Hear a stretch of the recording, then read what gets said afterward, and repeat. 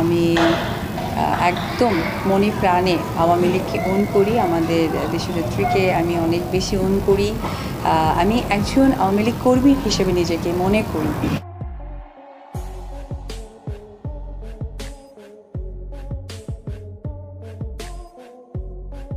সুবিধাবাদী লোক অপু বিশ্বাস, যে মন্তব্যটি তাকে নিয়ে করা হয় আরো অনেক আগে থেকেই।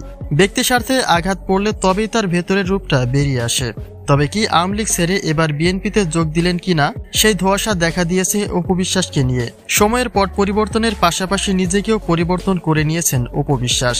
আওয়ামী লীগ নেতাকর্মীদের বাদ দিয়ে এবার তো বিএনপি নেত্রীর পাশে দেখা মিলেছে তার। তবে কি অতীতের মতো সেই একইভাবে স্বার্থ হাসিলের জন্য বিএনপিতে যোগ দিচ্ছেন অপু বিশ্বাস, নাকি তার পেছনেও রয়েছে অন্য কোনো রহস্য? গত বছরেও রাজনীতি প্রসঙ্গে কয়েকবারই মুখ খুলেছেন অপু বিশ্বাস।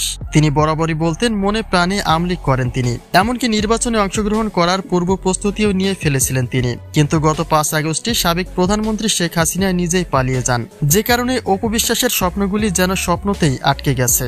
এমনকি অন্যান্য ব্যক্তিদের মতো করে তিনিও কিছুদিন গা ঢাকা দিয়েছিলেন। পরবর্তীতে পরিস্থিতি কিছুটা স্বাভাবিক হলে আত্মপ্রকাশ থেকে বেরিয়ে আসেন তিনি।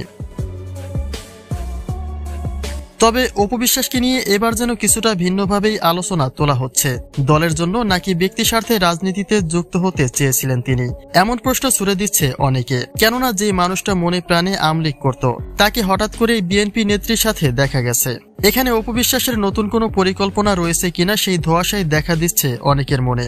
যদিও একজন শিল্পীর ক্ষেত্রে দেশের সবার সাথে তার সুসম্পর্ক থাকাটা জরুরি, কিন্তু অনেকের মতে স্বার্থ ছাড়া কাজ করেন না অপু বিশ্বাস, যাকে এক কথায় সুবিধাবাদী লোক বলা হয়। তবে কি বিএনপির সাথে নতুন করে সম্পর্ক গড়ে তুলেছে অপু বিশ্বাস, নাকি শুধুমাত্র সম্পর্কের জায়গা থেকেই একে অপরের সাথে আনন্দে সময় কাটিয়েছেন তারা, সেই ধোঁয়াশা যেন থেকেই যায়।